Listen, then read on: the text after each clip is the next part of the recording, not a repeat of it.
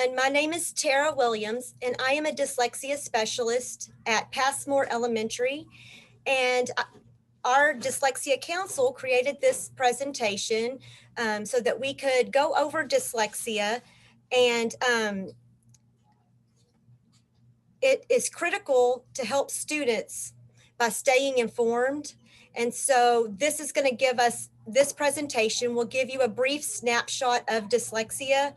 And I wanted to let you know that many of the questions that you addressed or submitted in your Google form, we will go over those at the last few minutes of the presentation. I have answered those for you, and we will also take some other questions, so feel free to put questions in the chat.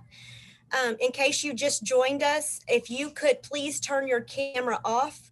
We're recording this presentation so that we can put a link on our ALVIN ISD website so that other parents that weren't able to attend can join. So if you can just turn your cameras off. Okay, so we're going to go ahead and get started. I wanted to start with defining what dyslexia is. And you can see in the slide, the term dyslexia comes from the Greek words dys, which means difficulty with, and lexia, which means language or words. Difficulty with language means you have auditory processing, difficulty with audio processing, reading, written expression, and spelling and speech. And we're going to go into this more, but I just kind of wanted to give you kind of a brief overview. This next slide is a definition of dyslexia. It's the specific definition that we have in our Dyslexia Handbook. If you're not aware, Texas has a Dyslexia Handbook. It's called the Dyslexia Handbook, and it was just updated in 2018. It is a great, great resource. I have a link to it further in the presentation, but you can always Google the Dyslexia Handbook and you will see these same definitions and get a lot of the same information. So dyslexia is a specific learning disability that is neurological in origin. It is characterized by difficulties with accurate and or fluent word recognition and by poor spelling and decoding abilities.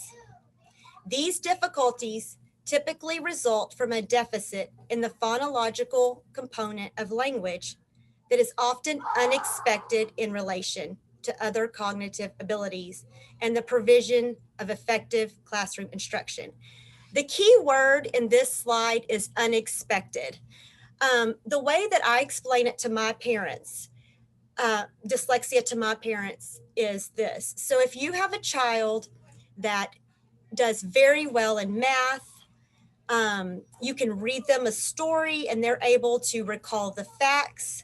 They can tell you, comprehend exactly. Now this is listening to the story. They can tell you facts. They can follow directions. They're really a kid that you would look at that kid and you would think, this kid can read. I bet this kid's a great reader. And then you hand them a book and the reading is choppy and they're struggling. It's that unexpected piece where you would expect that child to be able to read well. That is the piece that makes it dyslexia. And it's sometimes the hard piece to identify. If you have a child that's struggling in math, that struggles to follow directions, struggles to do listening comprehension, and then you wouldn't think that they read very well, and you hand them a book and they don't. That's not expected. So you would expect them not to read well. So that's not dyslexia. So that's just kind of my parent way to describe it.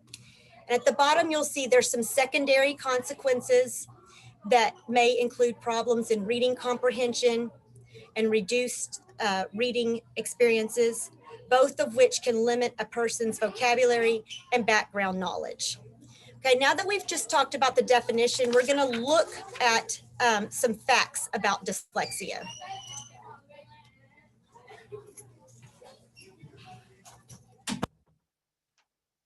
Okay, So dyslexia is inherited. It runs in families, usually about 40% of the cases. A lot of my students, I have their older sibling, and then I'll have the younger sibling. So it does run in families. There is a brain difference. They process language differently. They have memory difficulty, a rapid naming speed, a word retrieval difficulty. Rapid naming speed can sometimes also can be math facts too. They might struggle with math facts. It's not that they don't know the math, it's just the speed in which they look at something, they read it in their brain, and then actually say it. It's that whole process for rapid naming. Directionality difficulty. They may not understand like left from right. They may try to read going the wrong direction, like from right to left. Unexpected for students' age, educational level, or cognitive abilities. Again, there's that unexpected word again. That's the key to dyslexia. It affects 1 in 5 across all socioeconomic groups. It exists on a spectrum from mild to severe.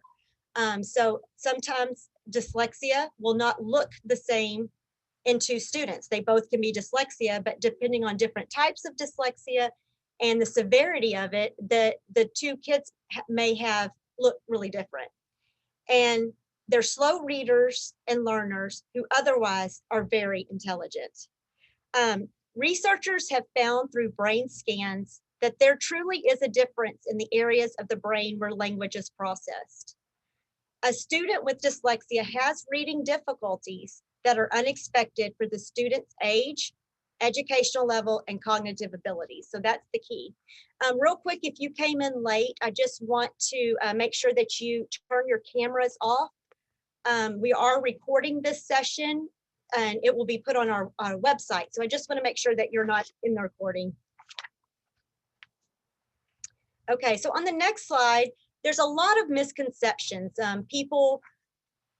Dyslexia, people have known about dyslexia for years, a long time, but some of the things that they think that they know about dyslexia are not quite accurate. Dyslexia is not simply a problem of letter or word reversals, like a B's and D's. They may reverse their B's and D's, or they might write was as saw. Reversals can often be seen through 2nd grade.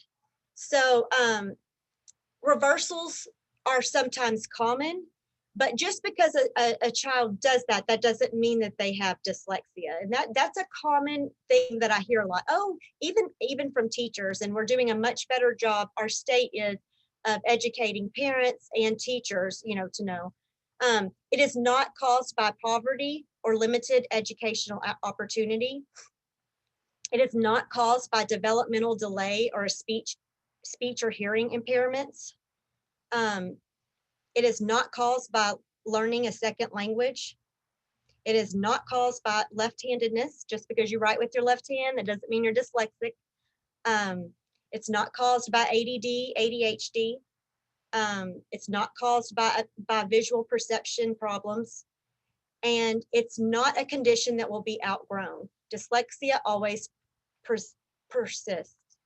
I can tell you the accommodations and the dyslexia program help a child to learn to overcome dyslexia, but it does not fix the dyslexia. It will always be there. Some common misunderstandings. Some of these may look familiar to you.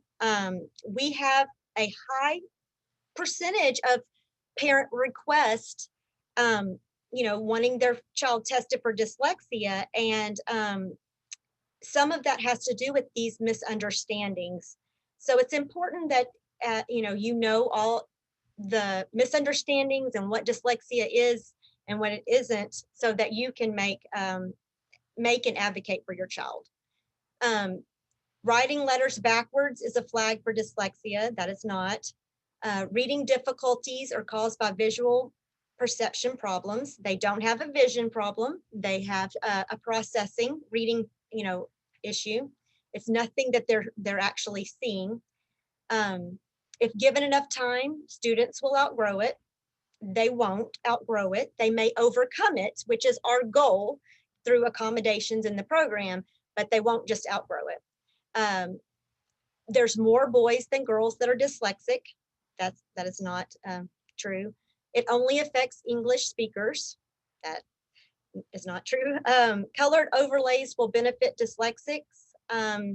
There's no research behind that. There are some people that, even some of my students that like colored overlays, but there is no research that says that that will help them.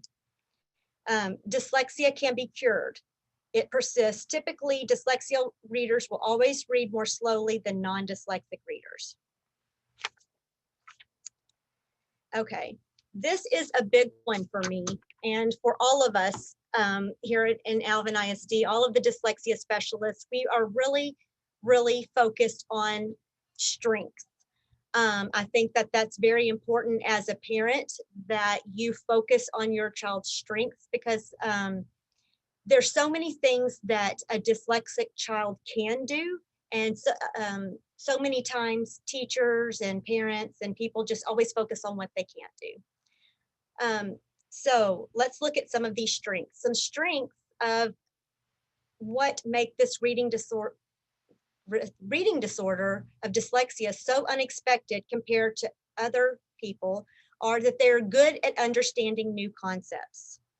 They're very intuitive. Their ability to learn orally. When you take that print away from them, they have amazing higher order thinking skills. They pay attention to very, very small details a lot of times that other students will overlook.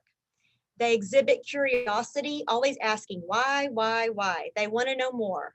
You know, it's kind of like that science, like they love to, you know, do experiments and figure out the reason that things happen.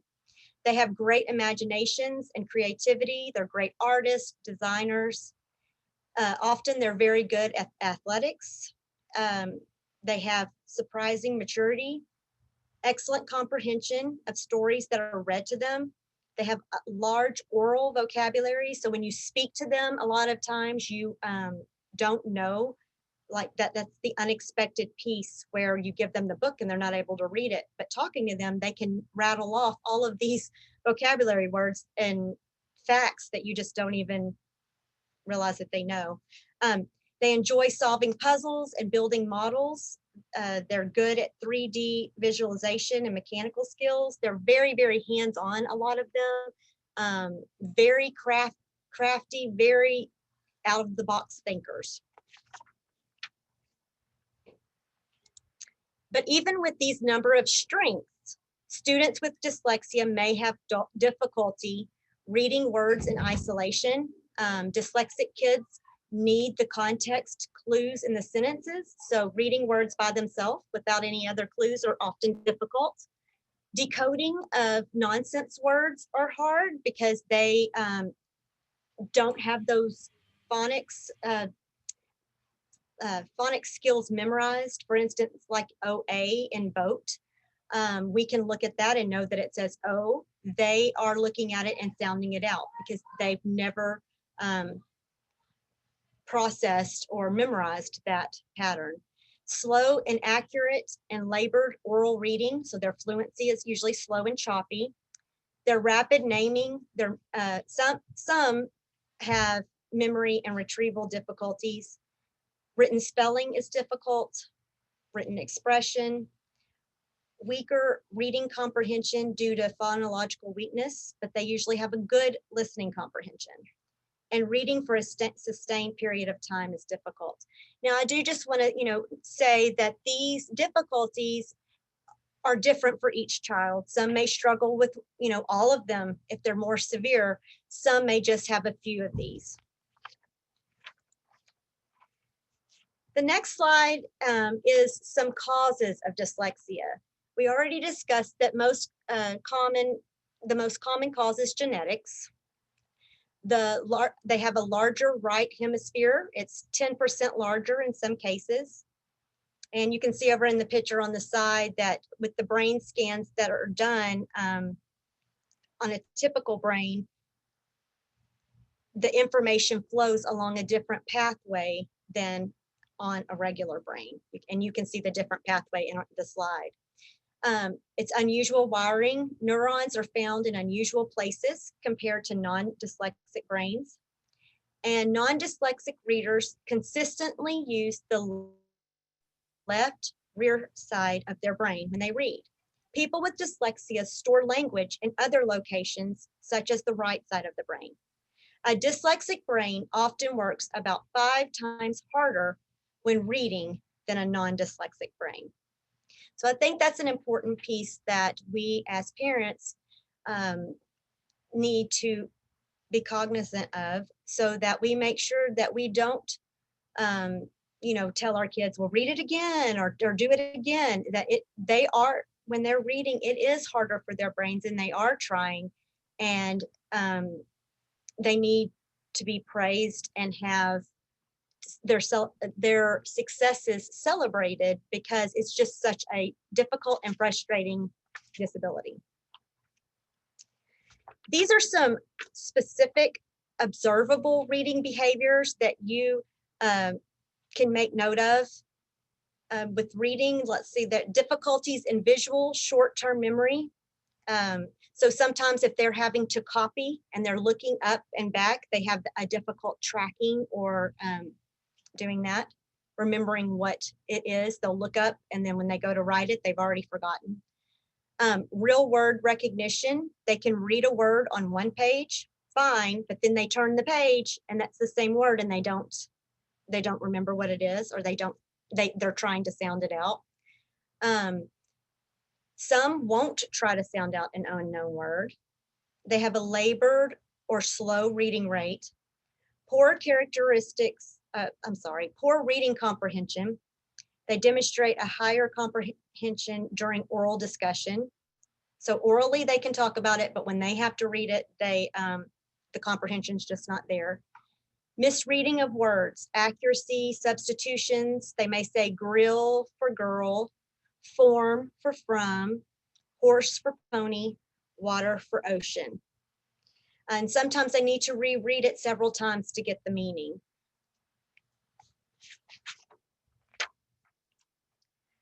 Okay, so some continued characteristics. And spelling, they may spell phonetically, and it may be very inconsistent. Sometimes letters just placed in random places in the word, and it might not have any vowels. For writing, they have a very weak written expression, poor sentence structure, poor punctuation, difficulty planning of essays, difficulty sequencing and transitioning between ideas.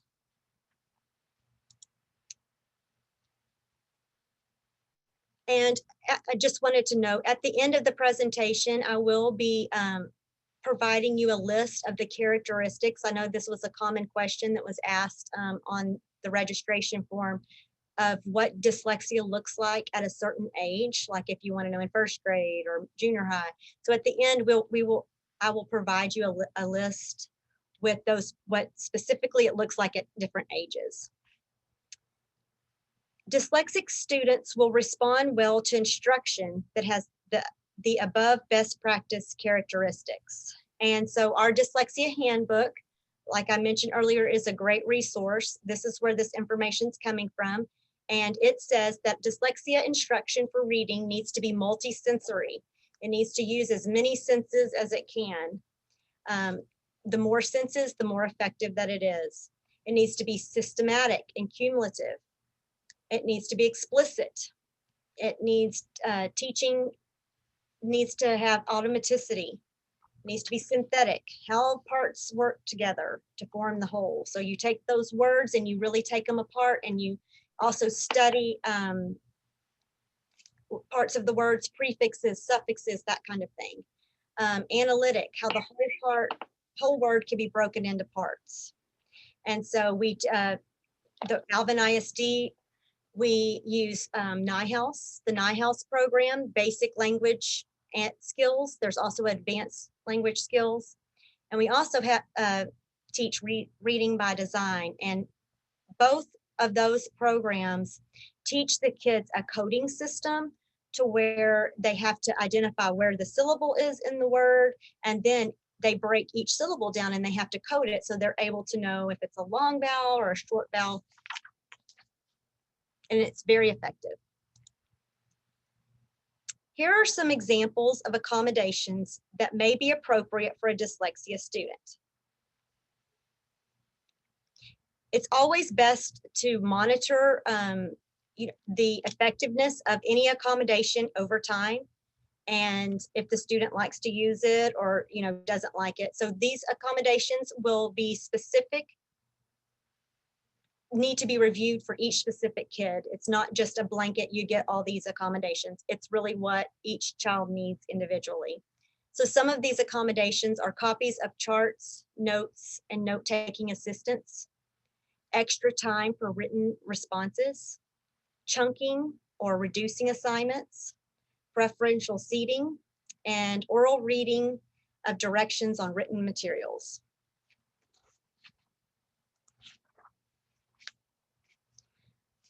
So one of the big, another questions was accommodations in special education versus in 504, section 504.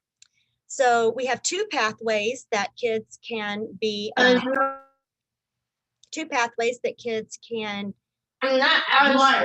dyslexia services. So I'm going to kind of go over special ed, and then we will look at 504. So through special ed, it gives a special education and related services to meet a child's unique needs. The law for it is IDA, the Individuals with Disabilities Education Act. It's a federal special education law for children with disabilities. So they get what's called an IEP, or an individual education plan. And a child has to have, there are two requirements to be able to be in special education. A child has to have one of the 13 disabilities that's listed. The law lists specific challenges like disabilities, ADHD, autism, and others. Those are just a few examples. The disability must affect the child's educational performance and or ability to learn and benefit from the general education curriculum. The child must need specialized instruction to make progress in school. So the IEP plan is created by an IEP team, and that team may include the child's parent or caregiver, at least one of the child's general education teachers, at least one special ed teacher, maybe a school psychologist or specialist to interpret evaluation results, and a district representative with authority over special education services. Okay, and let's look. So with the IEP, it sets goals, learning goals, and describes the services. And so this is where the dyslexia services would come in, and it would say what the child needs, the goal is, and we would track the progress, and are there any accommodations that they need, any modifications, all of that would be outlined in the IEP. And then it is reviewed once a year, and the child is reevaluated every 3 years. Okay, so now we're going to look at 504. So section 504 is the other pathway for identifying or qualifying dyslexic children. And it's basically a plan for how the school is going to support and remove the barriers for a child with a disability. It provides services and changes to the learning environment to enable students to learn alongside their peers.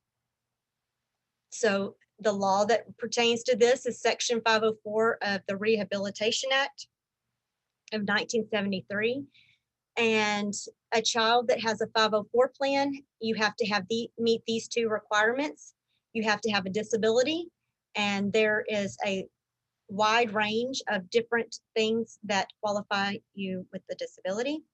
And the disability must interfere with the child's academic ability to learn in a general ed classroom. So here it's noted that the Section 504 has a broader definition of a disability than IDEA. It says a disability must substantially limit one or more basic life activities. This can include learning, reading, communicating, and thinking. So this is why a child who qualifies for an IEP might still be able to get a 504 plan. So a 504 plan is created by a team just like you do for the IEP team. It needs to have the parent, a general and special education teacher, and a principal or counselor. And here you can see there's no standard plan, whereas in an IEP, it's very specific what needs to be in the plan. A 504 plan generally includes accommodations, supports, and services for the child, and names of who will provide the service and who is responsible for ensuring that this plan is implemented. A 504 plan is reviewed every year, and reevaluation is done every 3 years.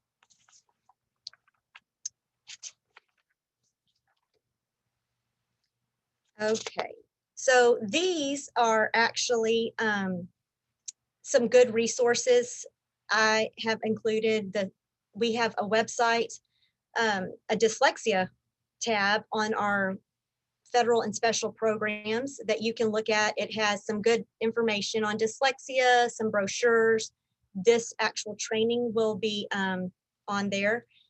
Learning Ally is an awesome resource for parents and teachers. It's a huge website that has all different types of audiobooks and information for parents on dyslexia. It helps the students can listen to these books, and they're actually read by people. So it's not like this robotic sound. It's real people, real differences in the voice. NIHouse is one of the programs that we use. Overcoming Dyslexia has some great resources. Reading by Design is the other program that we use. And then Understood has some great resources. So the next thing that I'm going to do is I'm going to bring up a page with some questions that were addressed or submitted in the registration form. And then we'll go over those, and then we will take some more questions at the end. So let me bring up this other sheet real quick for you. Let me bring it up. Are y'all able to see the sheet? I'm hoping. Yes, we can see it. Perfect. Thank you. I'm going to bring it up a little bit. Okay, so these were just some questions that were asked, that you all were asking. So one of them was, what's the next step for ALVIN ISD after students complete book 3? So in the basic language skills NIHouse program, there are 3 books. And so once they finish book 3,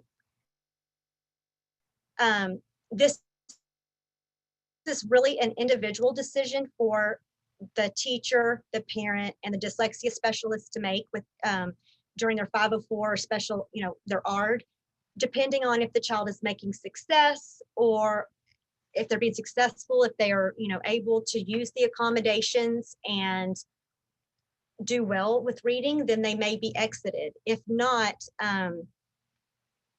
they may continue to receive classroom accommodations to help them with their deficits that are impeding their reading.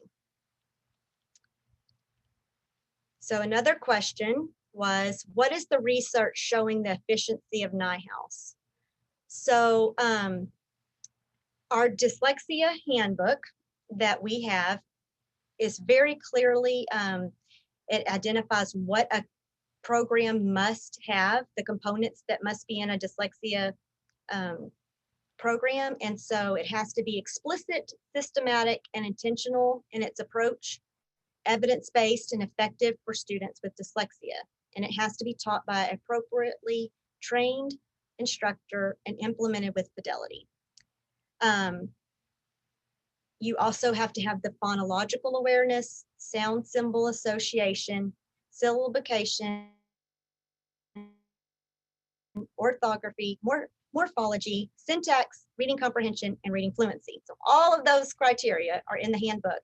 And so our NIHouse and Reading by Design, both programs meet this criteria. And so here I included this link for you to that has more about the research of NIHouse and effective instruction.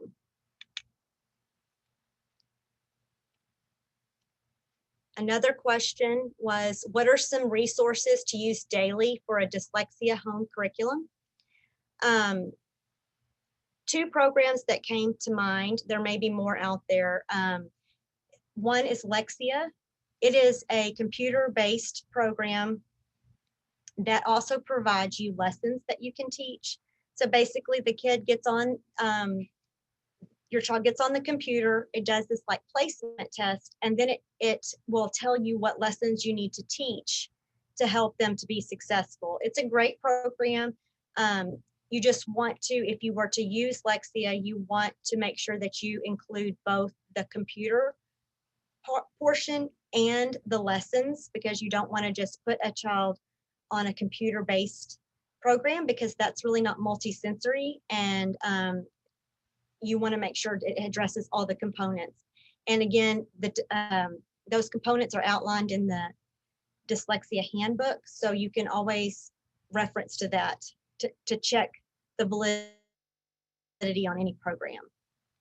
This is the next part was specific characteristics by age. So in preschool, dyslexia is a lot of times, those characteristics are a delay in learning to talk, difficulty rhyming. They may pronounce words incorrectly, like paschetti for spaghetti and lawnmower for lawnmower. Poor auditory memory for nursery rhymes and chants. It may be difficult for them to learn new vocabulary words. They may just use a few words. Inability to recall the right word, like word retrieval. Trouble learning and naming letters and numbers and remembering the letters in his or her name. And aversion to print. They just don't like to follow along in a book and only want you to read it, and they, aloud. So that was for pre-K. So for kindergarten and first grade, they may have difficulty breaking words into smaller parts or syllables, like taking baseball and making it base-ball, breaking it into the two syllables, or napkin, napkin. They don't see that those two syllables can be taken apart and then put back together to form a word. They may have difficulty identifying and manipulating sounds and syllables. So if you were to say, tell me the word man, and they said man, and then sound it out, they have trouble identifying the different sounds or even deleting some of those sounds. So if I was to say, tell me the word man without the sound, they should be able to say an, but they're not able to take that M off. Difficulty remembering the names of letters and recalling their corresponding sounds. Difficulty decoding single words, those words that are in isolation, they're not in like sentences in a book. Difficulty spelling words the way they sound, or remembering letter sequences and very common words that they often see in print. So they may spell said, S-E-D. Okay, so the next grade is second and third grade. So just know that some of the behaviors in pre-K and kindergarten and first grade are also may be problematic with a child in second and third grade. They may have difficulty recognizing sight words, common sight words that they read all the time. difficulty decoding single words, difficulty recalling the correct sounds for letter and letter patterns in reading. They may have difficulty connecting speech sounds with an appropriate letter or letter combinations and omitting letters in words for spelling. So like, look at the word after there. They spelled it E-F-T-R. Difficulty reading fluently. Their fluency is slow and accurate and usually without expression because they're so hyper focused on trying to sound out the word that they really can't add any expression and it slows them down. Difficulty decoding unfamiliar words in sentences. They rely a lot on picture clues or the story theme, and they may guess at words, and they have difficulty with written expression. I'll move that up a little bit. So 4th grade through 6th grade, they, again, may have some of the previously described behaviors. Some new things that you may see is a difficulty reading aloud. They have a fear of reading aloud in front of classmates. A lot of times kids in 4th through 6th grade, they are aware that they can't read. And so they may misbehave or like make jokes, try to make something funny to take away from the fact that they can't read. Avoidance of reading. They don't like to read. They don't want to read for pleasure. They have difficulty reading fluently. They have difficulty decoding words. They have a lower, not as large vocabulary because they don't read independently. They don't like it. It's not easy for them. So their vocabulary isn't as large. They use less complicated words in writing because it's easier to spell big than it is to spell enormous. And they would rather listen. They rely on listening to understand reading in order to comprehend, because when they read it themselves, it's difficult. And then middle school and high school, again, they may have some of the different characteristics that have already been covered. But a lot of times in middle school and high school, they have difficulty with the volume of reading and written work. As it gets harder and the assignments get longer, they just aren't able to keep up. The frustration with the amount of time required and energy expended for reading. They have a difficult reading fluency. It's slow and accurate. They have difficulty decoding unfamiliar words, difficulty with written assignments. They, again, avoid reading, and they may have difficulty learning a foreign language. And then post-secondary, it just says that some kids are not identified as having dyslexia until they get to college, and their early years of reading difficulties evolve into slow, labored reading fluency. They experience extreme frustration and fatigue due to the increasing demands of reading as a result of dyslexia. So in making a diagnosis for dyslexia, a student's reading history, their family history, and an assessment history are critical.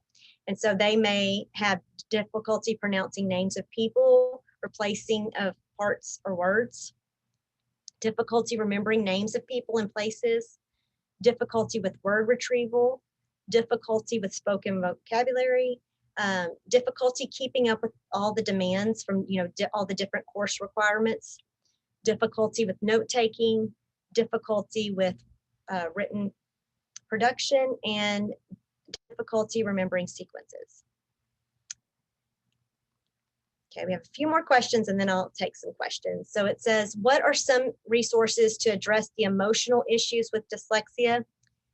Dyslexic Advantage is an awesome website, and I have the actual link here on the slide. It helps to deal with the emotional issues.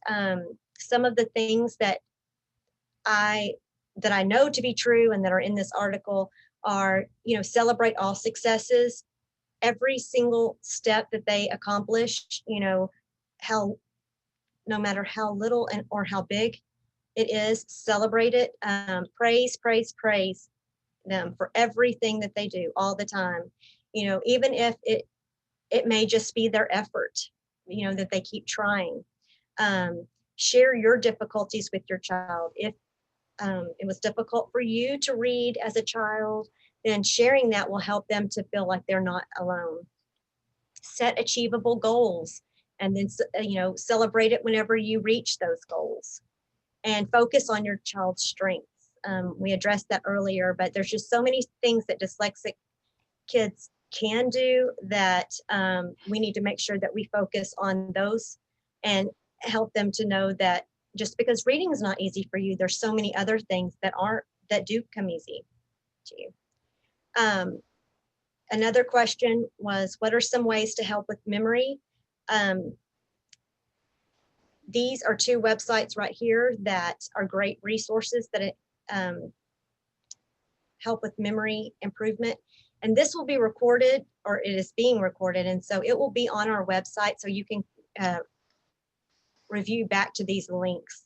And I may try to share this, I don't know if I can, but and then the last one was some technical aids to help with dyslexia. There are all kinds of devices, apps and games that you can use. One of them I can tell you is the Live Scribe pen, and it's a pen that comes with paper and a special paper, and it will record and help them to take notes, especially in college. There's all kinds of things that are out there, and this link will direct you and help you to figure out what device or what tools your child needs. Last thing that I just want to say is, if you ever have questions about dyslexia or concerns, there is a dyslexia specialist on your child's campus, and they are always available to help you with any of your concerns. If you don't know their name, you can always just ask the dyslexia teacher, and they'll find us very quickly to help you. So now we're going to open it up these last 15 minutes for just kind of a Q&A, some questions and answers time to address any of the questions that I may not have answered in this presentation. So Tara, we did have a question earlier in the chat. There was a parent asking, how can we get children tested? Okay, so first of all, we do a screener, a dyslexia screener in kindergarten and in, in kindergarten and in first grade. So in kindergarten, it's at the end of kindergarten, and in first grade, it is in January. And so you will be getting a letter saying how your child did on the dyslexia screener. If you, for some reason, don't receive that letter, you can always ask the child's teacher, you know, hey, how did they do on their dyslexia screener? So that's one tool, just to know, you know, are dyslexic tendencies present?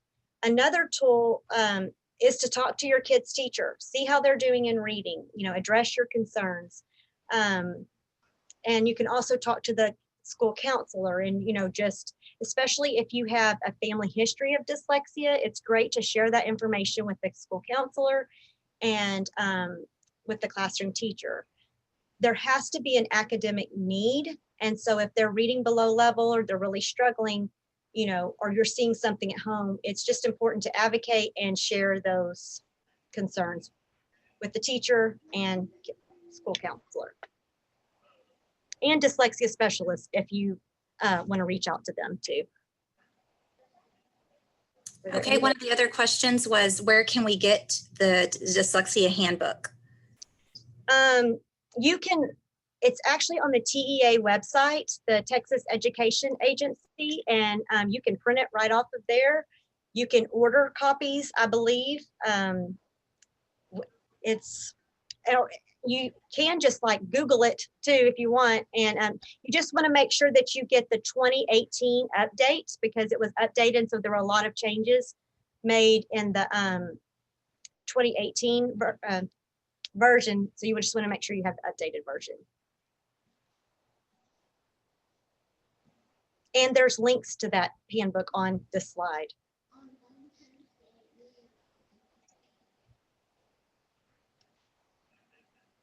The only question I think was just answered, but if you want to talk on it, is having a family history easier to acknowledge a child than those who don't? I can speak for myself. Having a family history, first of all, it depends on if the child's struggling. Because just because you have a family history of dyslexia, if the child's reading on grade level and there are no academic concerns, then it's good to know that, but there's no academic need. But if the child is struggling, it's a good piece of information for the dyslexia specialist or whoever is going to evaluate the child, because, you know, it shows that it runs in families, and there's a good chance that if it runs in the family, dad or mom have it, then the child's probably going to have it. And so it just helps. It's a very important piece for the evaluation piece. Okay, and another parent was asking, do they need medical treatment? Medical treatment. So it is not a vision thing.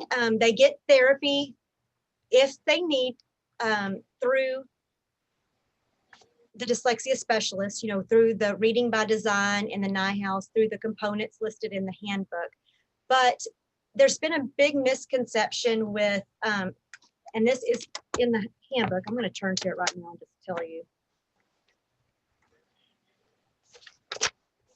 Because there are some people that, I apologize, I'm going to find this.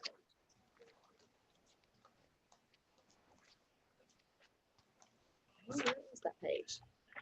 It just lists some things that people, okay, here it is. It says, it's on page 53 of the Dyslexia Handbook, if you want to refer to it ever, but it just says ineffective treatments for dyslexia. So some people think that they need vision therapy or specialized fonts, colored overlays, or colored lenses, colored glasses, you know, specific working memory training programs. And it lists these 4 treatments. It just says that they are ineffective for dyslexia.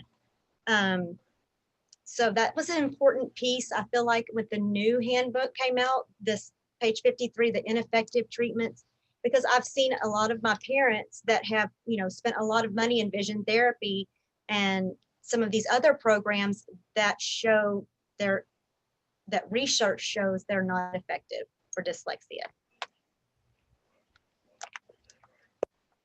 I guess the answer to that would be you need a multisensory, you know, program, but not medical therapy. It would be more through education through the school.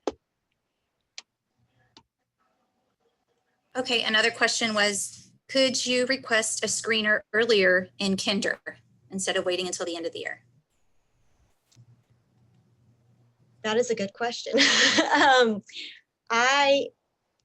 In my experience, I will tell you that you have to make sure that there's plenty of educational opportunity. So you want to make sure that they're exposed and taught all the letters and the sounds of the alphabet. And so that is why they put it at the end of the year, because they want to make sure that they have been taught everything that they need to be taught in order to be able to manipulate sounds and to understand what a word is. So unless it would be specifically depend on the child. I'd have to know more, you know, if the child was struggling and in what areas and things like that. But that you just want to make sure that you're not identifying too early because they haven't been taught it yet. And they show that they have dyslexia because they just haven't been taught their letters and sounds. Okay, and then another parent was asking, is there screening for dysgraphia and dyscalculia, and how does that work? So there is not screening for dysgraphia or dyscalculia. The way that works is basically any writing samples that your child creates, writing journals, notes that they take, anytime that they're writing something down, those can all be used.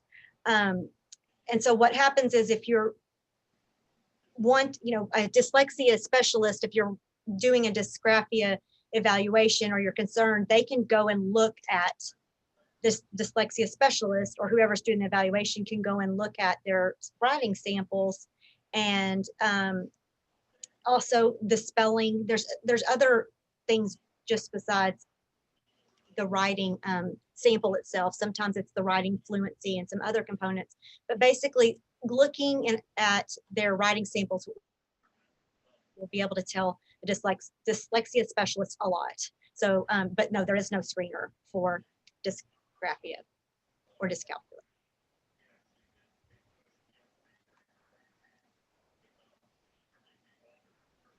Okay, one of the parents was asking, are there screenings for older students? There are not official screenings for older students, or actually for any students besides in kinder and in first grade. The way that it really works is you address your concerns with the teacher, the counselor, someone that's working with the child, and you kind of look at how they're performing and then decide if an evaluation is needed. Usually in older children, it's pretty evident that you can look back at that you have a lot of data of STAR data, MAP testing, report card grades, a lot of data to really look and say, okay, look, the kid is struggling in reading, but they have a 98 in math. Their track record shows they have a strength in math. With all that data, usually it's a little easier to decide if they need an evaluation, but there is no screener. But I can tell you as a parent, on our Learning Ally resource that I included, let me go back to the resource, the presentation right here, the Learning Ally. It has some great parent resources there, and they have some screeners that you can do on your child. Just some phonics screeners and different things. So that Learning Ally. Yes, Learning Ally, that's the one. I'm sorry, I had my brain just let me down there. That Learning Ally, it has lots of parent resources and some screeners that you can do on your child and will give you a lot of information.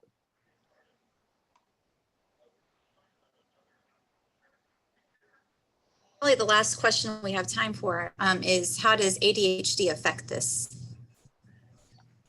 Okay, so ADHD, there is a great facts sheet at the understood.org that addresses ADHD and dyslexia. The way that it affects it is, it depends on the type of attention issue. If they are hyperactive, they're not able to sit down and listen to. A child that is dyslexic usually has great listening comprehension. So they need to listen to the story being read to them, and so they're able to get the facts that way. Well, a child that has attention issues may be affected because when they're listening, they're distracted during the listening part. So it impedes their reading success because they have two different disabilities that are affecting their reading performance. So I think you have to make sure that you have the right tools and accommodations, and to really, and sometimes they can actually mask each other. So a child that is ADHD may look to be dyslexic, not because they truly are dyslexic, but it's because they're not listening and focusing whenever they're being given instruction. Or a child may look to have attention issues because they are struggling with reading, and they may seem distracted and not giving forth the effort. So there's a really good article on that Understood. They call them fact sheets, and they have lots of information that will help with all sorts of things with dyslexia.